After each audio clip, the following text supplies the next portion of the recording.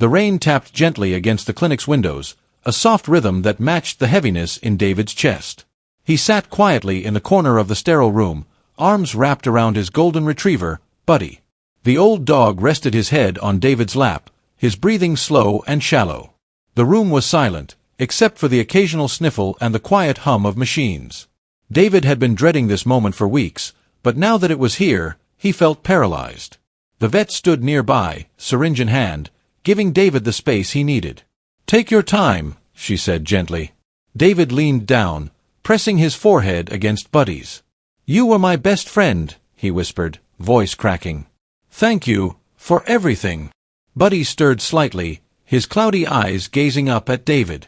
As if sensing it was goodbye, the old dog lifted one paw and placed it gently on David's arm, his final hug. 10 years earlier, David had found Buddy in the most unexpected way. It was late autumn when he noticed thick smoke curling above an abandoned house on the edge of town. Without thinking, David pulled over and sprinted toward the flames. Firefighters had just arrived, shouting for bystanders to stay back. But through a shattered window, David glimpsed something, movement, small and trembling. A frightened whimper pierced through the roar of the fire. It was a puppy, trapped under a collapsed beam. David didn't hesitate. Ignoring warnings, he dashed in, coughing through the smoke, and scooped the golden-furred pup into his jacket. He burst out just as the roof gave in. Buddy had clung to him ever since. Over the years, their bond only deepened. Buddy was there when David got married, and later, when his heart broke during the divorce. He was the one constant, always by his side, tail wagging, eyes full of trust. When David had nothing left, Buddy was there, placing his head in David's lap, reminding him that love didn't have to speak to be heard. They hadn't just saved each other, they belonged to each other. It started subtly. Buddy began to lag behind during their walks. At first, David thought it was just age catching up, but soon the signs became harder to ignore. Buddy's appetite faded. His breathing grew labored, and he winced when climbing stairs. David visited vet after vet, desperate for answers. Blood tests, x-rays, long waiting rooms filled with silent fear. Then came the words he dreaded: "It's likely cancer, advanced." There was nothing more to do, they said. No cure. Just time. What little remained. David brought Buddy home, heart aching with every wag of the dog's fading tail. Days passed like a slow goodbye. Then, one morning, as Buddy struggled to rise, David made the hardest decision of his life. He picked up the phone, tears in his voice, and scheduled the appointment. The sun had barely risen when David woke to find Buddy curled beside him, breathing softly. Today was the day. David moved slowly, trying to make every moment last. He made Buddy's favorite breakfast, scrambled eggs with a bit of sausage, and hand-fed him gently. Afterward, they drove to the park, their park. The place where Buddy had chased sticks, rolled in leaves, and barked at squirrels like it was his life's mission. Now, he walked slowly beside David, every step a struggle, but his tail wagged weakly, determined to enjoy one last stroll. Strangers who recognized them offered kind smiles and silent nods. One woman even hugged David. He nodded gratefully, unable to speak. "Back in the car," David whispered. "Thank you for one last walk, boy." Then they drove to the clinic, and David's heart broke with every mile. The clinic room was quiet, the kind of silence that feels too loud. David sat on the floor beside Buddy, gently cradling the dog's head in his lap. The vet, standing nearby, gave a soft nod, signaling it was time. David whispered, "You've been my everything, Buddy.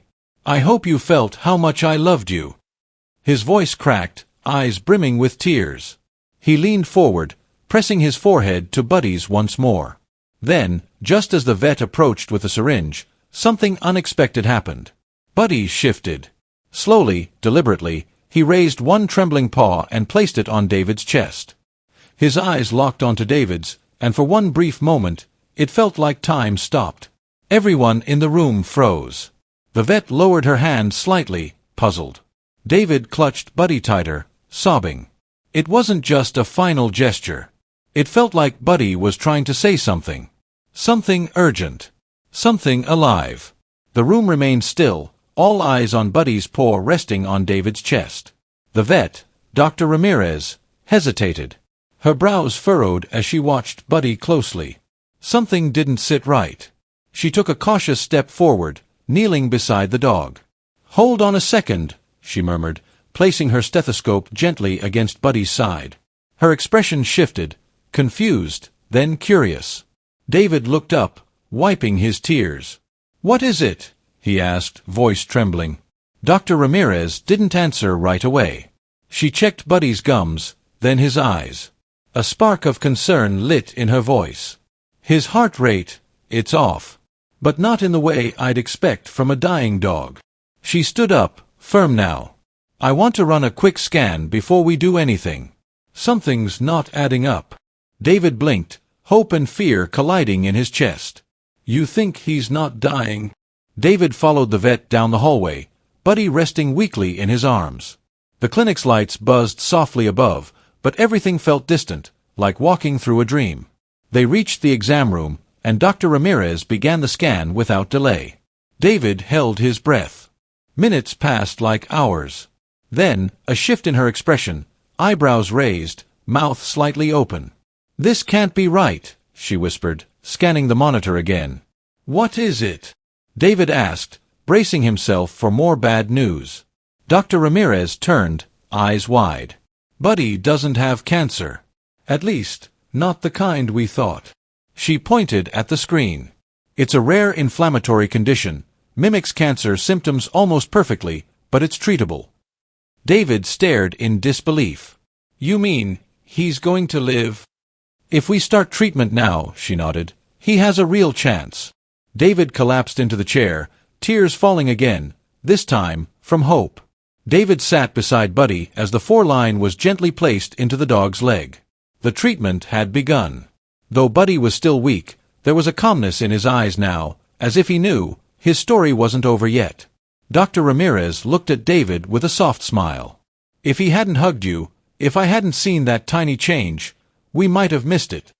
David reached down, stroking Buddy's fur. "You saved yourself, didn't you, boy?" he whispered. Buddy gave a soft grunt, his tail tapping faintly against the blanket. David made a silent promise. He would never again assume it was the end. Not for Buddy. Not for the bond they shared. And for the first time in weeks, as he sat in that sterile room, David felt something he thought he had lost: hope. 1 month later, the park looked just as it had before, but everything felt different. This time, Buddy wasn't limping or struggling. He ran. Not as fast as he once had, but fast enough to bring David to tears. Children laughed as Buddy trotted by, tail wagging proudly, his golden coat catching the afternoon sun. Neighbors who had once offered condolences now stopped to cheer. "Is that Buddy? He made it." David smiled, eyes shining. "Yeah. He made it." Photos of their journey had spread online. "The dog who hugged his way back to life," one headline read. Messages poured in from around the world, strangers thanking Buddy for reminding them to believe in miracles. David posted one final photo, Buddy sitting beside him under a tree, smiling as only dogs can. Caption: "Never give up. Sometimes, love gets the last word." They say dogs don't speak, but anyone who's loved one knows better. Buddy never needed words. His eyes, his tail, his quiet presence had said it all. And that day in the clinic, when he lifted his paw and placed it on David's chest, it was the loudest thing he'd ever said. Weeks turned to months. Buddy grew stronger, brighter, and more himself each day. David watched him chase butterflies, nap in sunbeams, and greet neighbors with his familiar bark. Life had returned not just to Buddy, but to David, too. The vet later admitted she'd never seen a case like his. "It wasn't just medicine," she said. "It was something else. That bond, it saved him." David often thought back to that moment, the paw, the hug, the choice to wait. What if he hadn't? Buddy didn't just survive. He became a symbol, for second chances, for listening when no one else hears, and for loving with everything you have. In the end, it wasn't a miracle that saved Buddy. It was love, pure and stubborn. And sometimes, that's more than enough.